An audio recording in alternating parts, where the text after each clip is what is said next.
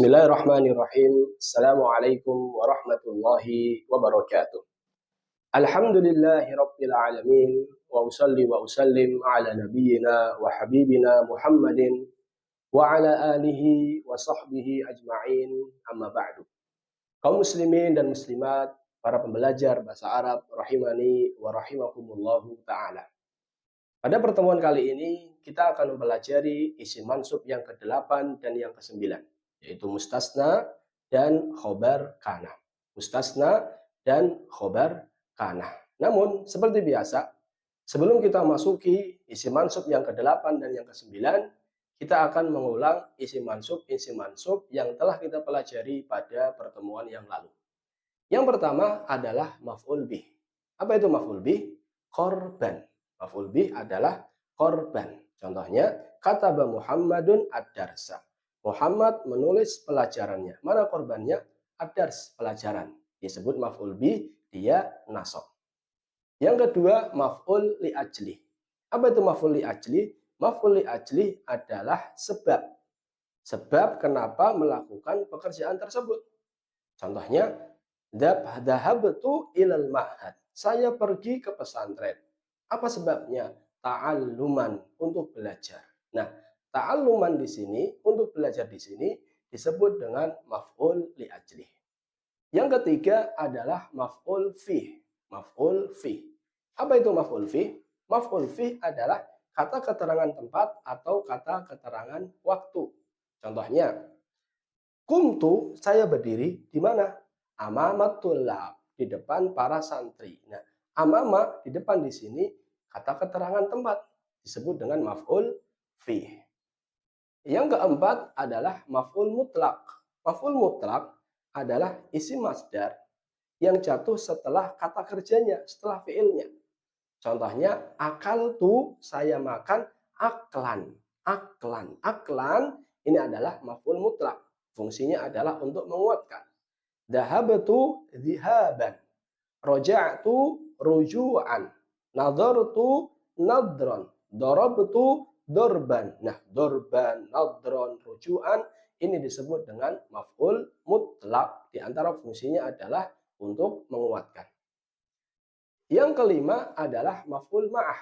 Apa itu maf'ul ma'ah? Maf'ul ma'ah adalah isim mansub yang jatuh setelah wawu ma'iyah. Wawu ma'iyah adalah wawu yang menunjukkan kebersamaan. Contohnya, sirtu, saya berjalan, wanila, bersama dengan sungai Nil. Artinya saya berjalan sepanjang sungai Nil. Nah, wa anila, anila adalah maf'ul ma'ah karena jatuh setelah wawu ma'iyah. Yang keenam adalah hal. Apa itu hal? Hal itu adalah menerangkan keadaan pelaku maupun objek. Contoh pelaku. Ja'a Muhammadun, Muhammad datang. Bagaimana keadaannya? Rogiban, berkendara. Nah, rogiban disebut dengan disebut dengan hal. Contoh objek, syaribtul ma'a, saya meminum air. Nah, air keadaannya bagaimana? Sofian, jernih. Kata sofian disebut dengan disebut dengan apa? Hal. Yang ketujuh adalah tamyiz. Apa itu tamyiz? Tamyiz adalah isim mansub yang fungsinya menjelaskan isim sebelumnya yang masih samar. Yang masih samar itu bisa jadi bilangan, bisa jadi takaran, bisa jadi timbangan, bisa jadi yang keempat adalah jumlah. Yang keempat adalah jarak. Contoh bilangan. Ishtaraitu ishrina. Saya membeli 20. Masih samar, 20 apa? Buku kah? Pulpen kah? Mobil kah? Sepeda kah? Masih samar. Tapi ketika saya bilang ishtaraitu ishrina, saya beli 20 kolaman pulpen. Wah, pulpen ini disebut dengan tamyiz. Karena dia menjelaskan isim yang sebelumnya masih apa? Masih samar. Contoh lain. Ana aktsaru minka. Dalam surat Al-Kahfi. Ana aktsaru minka. Saya lebih banyak dari kamu. Apanya? Lebih banyak apanya? Rumahnya kah? Hartanya kah? Atau lain sebagainya. Ana aktsaru minka malan. Saya lebih banyak daripada kamu malan, hartanya. Oh, nah malan di sini disebut dengan tamyiz. Inilah 7 isim mansub yang telah kita pelajari. Maf'ul bih, kemudian apa? Maf'ul li ajli, kemudian maf'ul fi, kemudian maf'ul mutlak, kemudian maf'ul ma'ah, kemudian hal, dan yang ketujuh adalah tamyiz. Sekarang kita masuk yang ke-8 dan kita masuk yang ke-9. Apa yang ke-8? Kita lihat. Isim mansub yang ke-8 adalah mustasna. Sedangkan isim mansub yang ke-9 adalah khobar kana. Khobar kana. Apa itu mustasna? Pengertian mustasna. Mustasna itu yang dikecualikan. Gampangannya, mustasna itu adalah yang dikecualikan. Contohnya, yang dikecualikan, contohnya, para santri makan, kecuali Muhammad. Para santri makan, kecuali Muhammad. Muhammad di sini disebut dengan mustasna, karena dia yang dikecualikan. Semua santrinya makan, dia sendiri yang nggak makan. Dia disebut dengan apa? Mustasna, yang dikecualikan. Contoh lain, kaum muslimin, kaum muslimin, kaum muslimin tidur, kecuali Ali. Kaum muslimin tidur, kecuali Ali. Mana mustasnanya? Mana yang dikecualikan? Ali. Karena dia sendiri nggak tidur. Sedangkan kaum muslimin yang lain, mereka sedang tidur. Jelas mustasna? Intinya mustasna itu adalah yang dikecualikan. Kita lihat definisinya. Pengertian mustasna. Isim yang berada setelah alat pengecualian. Jadi mustasna itu adalah isim yang berada setelah alat pengecualian. Seperti illa. Alat pengecualian seperti illa, kecuali. Jadi yang setelah illa, setelah alat pengecualian yaitu illa, inilah yang disebut dengan mustasna. Tentunya alat pengecualian itu bukan hanya illa, ada ghair, ada siwa, ada hasya, ada. Namun karena ini adalah nahwu untuk pemula, yang kita bahas hanya sebagian dari alat pengecualian, yaitu illah. Sekarang kita lihat contohnya. Darasat tullabu, para santriwan darosa, belajar. Para santriwan belajar. Illa Zaidan, kecuali Zaid. Mana mustasnanya? Mana mustasnanya? Mustasnanya adalah Zaid. Ini mustasna yang dikecualikan. Nah, Zaid ini yang dikecualikan, disebut dengan mustasna.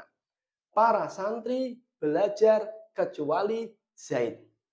Jadi semua santri belajar kecuali Zaid. Nah, Zaid di sini disebut dengan mustasna. Makanya dia mansub illa Zaidan. Contoh yang lain. Fahimat tolibatu.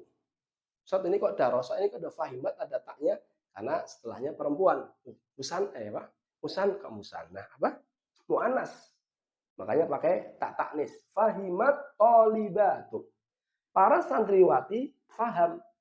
Illa Zainaba, kecuali Zainab. Mana mustasnanya? Zainab. Karena dia mustasna, maka dia mansub dengan fathah. Oh, bukan Zainab dan Ustaz? Masih ingat? Karena dia adalah mamnu minas sorfi. Jadi intinya mustasna itu adalah yang dikecualikan. Kalau ininya nih, tulab sama tolibat, ini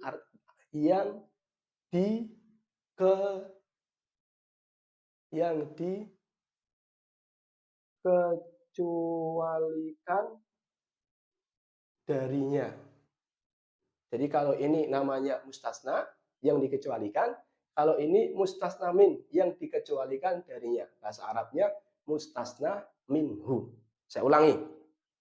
Mustasna itu adalah isim mansub yang jatuh setelah alat pengecualian illa, dan dia mansub. Contohnya, darasatullah, para santri belajar, illa, ingat, yang jatuh setelah illa disebut dengan mustasna dan dia mansub. Ustaz, apakah setelah illa pasti mansub? Jawabannya enggak. Bisa mansub, bisa mengikuti mustasna minhunya, bisa tergantung i'rabnya. Namun ini enggak saya bahas. Karena ingat, ini nahwu untuk siapa? Untuk pemula. Jadi kalau pengen lebih lanjut, bagaimana rincian hukum mustasna dengan illa, rincian hukum mustasna dengan ghair dan siwa, dan seterusnya, nanti bisa dipelajari pada kesempatan yang lain. Namun di sini yang kita pelajari adalah kita tahu poin pentingnya mustasna adalah isim yang jatuh setelah ilah dan dia adalah mansub. Ya, ini yang ke-8 mustasna. Yang ke-9 adalah khobar kana. Khobar kana. Apa itu khobar kana? Khobar kana adalah khobar yang berada setelah kana. Masih ingat fungsi kana? Merofakkan isim dan menasobkan khobar. Nah, ini fungsi kana. Merofakkan isim, menasobkan khobar. Merofakkan isim, menasobkan khobar. Kita lihat. Kana Muhammadun jamilan. Kana Muhammadun jamilan. Mana isimnya? Ini isimnya. Mana khobarnya? Ini khobarnya. Ini khobar. Ini isim. Apa fungsi kana? Merofakkan isim. Berarti isimnya rofa. Muhammadun. Makanya isim kana masuk ke dalam isim-isim marfu. Fungsi kedua, menasobkan khobar. Mana khobarnya? Jamilan khobarnya. Maka khobar jamilan mansub. Karena fungsi kana adalah menasobkan khobar. Maka bacanya kana Muhammadun jamilan. Kana Muhammadun jamilan. Ini isim kana, ini khobar kana. Isim kana marfu, rofa. Khobar kana nasab atau mansub. Kana tullabu nasyitin, kana aliyun mahiron, contohnya kana zaidun zakiyan, dan seterusnya. Intinya khobar kana itu mansub. Saya ulangi. Mustasna, masih ingat mustasna? Yang dikecualikan. Jadi mustasna adalah isim yang jatuh setelah alat pengecualian. Contohnya ilah. Muhammad datang kecuali Ali. Para santri datang kecuali Muhammad. Nah, Muhammad disebut dengan apa? Mustasna. Yang kedua, khobar kana. Karena fungsi kana adalah merofakkan isim, menasobkan khobar. Berarti khobar kana itu nasob. Kana Muhammadun jamilan. Sekarang kita lihat latihannya. Latihan. Roja'al muslimuna illa aliyan. Roja'a. Roja itu artinya pulang. Innalillahi wa inna ilaihi roji'un. Kembali. Roja'al muslimuna. Orang-orang muslim pulang atau kembali kecuali Ali. Mana mustasnanya? Mana yang dikecualikan? Ali. Ali yang dikecualikan, maka dia mansub. Mana mustasna minhunya? Mana yang dikecualikan darinya? Muslimun. Ini yang dikecualikan darinya. Yang kedua, zahabal muslimuna illa aliyan. Orang-orang muslim pergi kecuali Ali. Mana mustasnanya? Mana yang dikecualikan? Ali. Ali dikecualikan, maka dia mansub dengan fathah karena isim mufrad. Mana mustasna minhunya? Mustasna minhunya yang dikecualikan darinya adalah muslimun. Ini mustasna, dia mansub. Nama tulab, para santri nama itu artinya tidur. Para santri tidur kecuali Muhammad. Siapa yang dikecualikan dari para santri yang tidur? Muhammad. Maka Muhammad disebut dengan mustasna dan dia mansub. Nama tulabu illa Muhammadan. Illa Muhammadan. Sedangkan at-tulab adalah mustasna minhu. Contoh yang keempat, atau latihan yang keempat. Kanal waladani mujtahidaini. Kanal waladani mujtahidaini. Ingat fungsi kana. Apa fungsi kana? Merofakkan isim, menasobkan khobar. Mana isim kana di sini? Isim kana di sini adalah waladan. Ini isim kana. Mana khobar kananya? Khobar kananya adalah mujtahidain. Khobar kana. Isimnya rofa. Khobarnya nasab. Waladan. Rofa dengan apa? Masih ingat? Rofa dengan alif. Kenapa? Musanna. Isim musanna. Alif ya ya. Rofa dengan alif. Nasab jer dengan Iya, makanya kanal waladani rofa. Bukan waladaini bacanya, tapi waladani. Sedangkan khobarnya nasab mujtahidaini. Nasabnya dengan apa? Dengan ya, karena dia isim musanna. Isim musanna nasabnya dengan ya. Bacanya berarti mujtahidaini, bukan mujtahidani, tapi mujtahidaini. Contoh berikutnya. Kanat Maryam mujtahidatan. Ustaz kok ada taknya seperti ini, Ustaz? Tak sukun atau tak alif? Ya. Kenapa?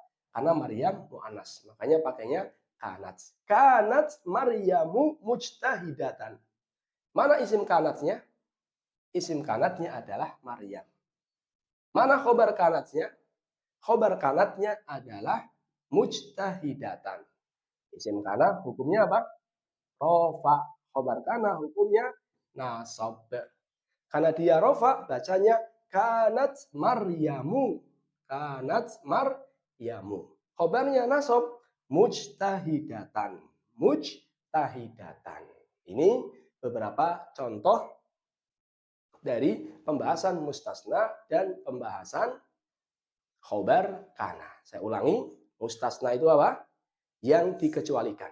Atau dengan kata lain, isim yang jatuh setelah alat pengecuali.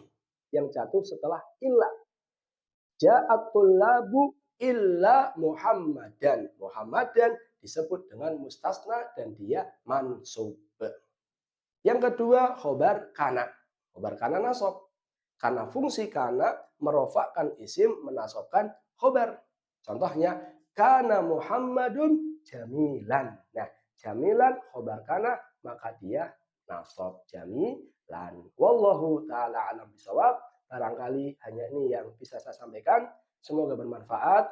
Kita tutup dengan doa kafaratul majlis. Subhanakallahumma bihamdika. Asyhadu an la ilaha illa anta. Astaghfiruka wa atubu ilaih. Wassalamualaikum warahmatullahi wabarakatuh.